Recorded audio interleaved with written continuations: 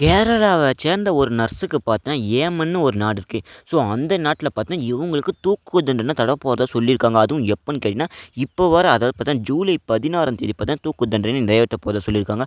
இதுலேருந்து இவங்கள காப்பாத்த என்ன வழிகள் எல்லாத்தையும் நான் உங்களுக்காக சொல்றேன்.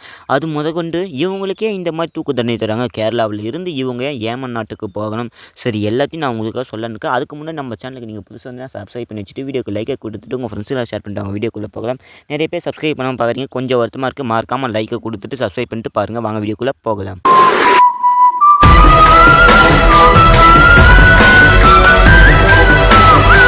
கிட்டத்தட்ட இவங்க பார்த்தா ஏமன் நாட்டில 2017வது வருஷத்தில பார்த்தா இவங்கள அரெஸ்ட் பண்ணியிருக்காங்க. இந்திய செவிலியரான நிமிஷா பிரியா இவங்களுடைய பேரு. ஸோ இவங்கள பார்த்தா 2017ல பார்த்தீங்கன்னா அந்த ஒரு நாடு பார்த்தீங்கன்னா அரெஸ்ட் பண்ணி இப்போ ஜூலை 16ஆம் தேதி பார்த்தீங்கன்னா மரண தண்டனை தரப்போறதா பார்த்து சொல்லிக்கிட்டு இருக்காங்க. நம்மளுடைய இந்தியாவால இவங்கள காப்பாற்ற முடியுமா? ஸோ இவங்கள போலீஸ் அரெஸ்ட் பண்ணுறதுக்கு தூக்கு தண்டனை தரத்துக்கு ஒரு முக்கியமான காரணம் என்ன? இவங்களோட அதாவது பார்த்தீங்கன்னா பார்ட்னரா இருந்துக்கிட்டு இருந்தா வணிக கூட்டாளியாக இருந்துக்கிட்ட தோ மைதி. ஸோ இவங்கள பார்த்தீங்கன்னா கில் பண்ணியிருக்காங்க. அதாவது பார்த்தீங்கன்னா கொலை பண்ணியிருக்காங்க. இந்த மாதிரி செயல் பண்ண ஒரு செவிலியருக்கு நாங்கள் மரண தண்டனை பார்த்தீங்கன்னா கொடுப்போம்னு சொல்கிறாங்க. இதுவே பார்த்தீங்கன்னா இவங்கள ரத்த பணத்தை எடுத்துக்கிட்டு போயிட்டாங்கன்னு பார்த்தீங்கன்னா சொல்லிக்கிட்டு வராங்க.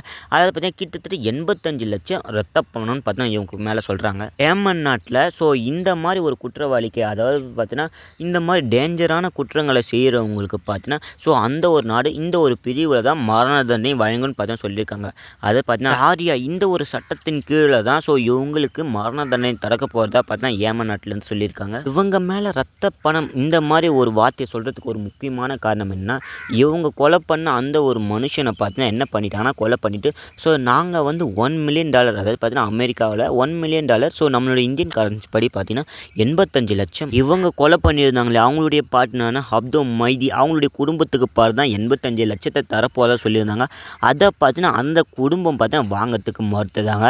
ஸோ இந்த ஒரு ரத்த பணம் எங்களுக்கெல்லாம் தேவையில்லைன்னு பார்த்தீங்கன்னா அவங்க மறுத்துட்டு இருக்காங்க. அதாவது இந்த ஒரு கேஸை பொறுத்த வரைக்கும் எப்படி நடக்குதுன்னா அந்த ஒரு குடும்பம் பார்த்தீங்கன்னா பணத்தை வாங்கிட்டாங்கன்னா ஸோ இவங்க மரண தண்டனையிலிருந்து தப்பிக்கலாம்.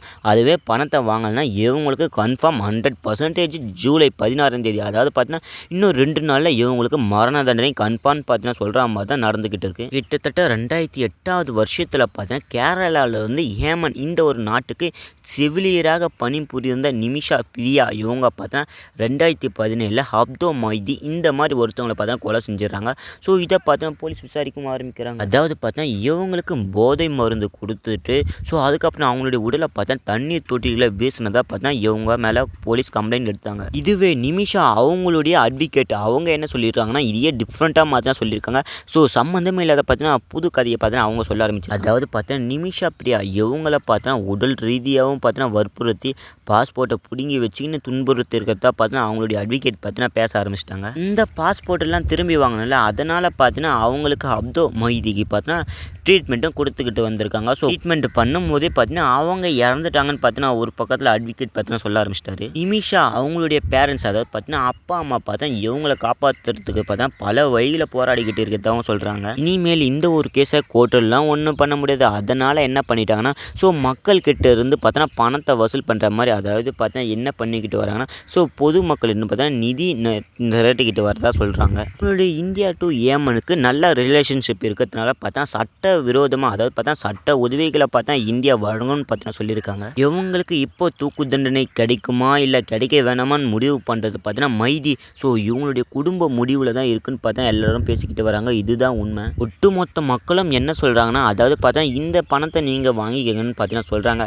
அதாவது பார்த்தா 85 லட்சத்தை நீங்கள் வாங்கிக்கிட்டீங்கன்னா இவங்களுக்கு தூக்கு தண்டனை கிடையாதுன்னு பார்த்தீங்கன்னா பேசிக்கிட்டு வரதுனால பார்த்தீங்கன்னா ஒட்டுமொத்த மக்களும் பார்த்தா மைதி இவங்களுடைய குடும்பத்தில் பார்த்தீங்கன்னா பேசிக்கிட்டு வராங்க. இப்போ அதாவது இந்த ஒரு பணத்தை நீங்கள் மட்டும் வாங்கலைன்னா அதாவது பார்த்தீங்கன்னா நிமிஷாவோட குடும்பம் மட்டும் இல்லை கேரளா மாநிலமே பார்த்தீங்கன்னா கடைசி நிமிடம் வரைக்கும் பார்த்தா அவங்க போராடி இருக்காங்க இந்த ஒரு கேஸுக்காக. எல்லா முயற்சிகளும் பார்த்தா வீண் போயிடும் சொல்லி வராங்க. அதாவது பார்த்தீங்கன்னா ஒரு உயிர் போயிடுச்சு இன்னொரு உயிரை காப்பாற்றலாம்னு பார்த்தா சொல்லிக்கிட்டு வராங்க. ஒரு பொண்ணோட உயிர் அதாவது பார்த்தீங்கன்னா உயிர் வாழலாமா வேணாமான்னு முடிவு பண்ணுறதுக்கு 85 லட்சத்தில் பார்த்தா தீர்மானிக்க போகிறதான்னு பார்த்தா இப்போ சூழ்நிலை பார்த்தா ஏற்பட்டிருக்கு.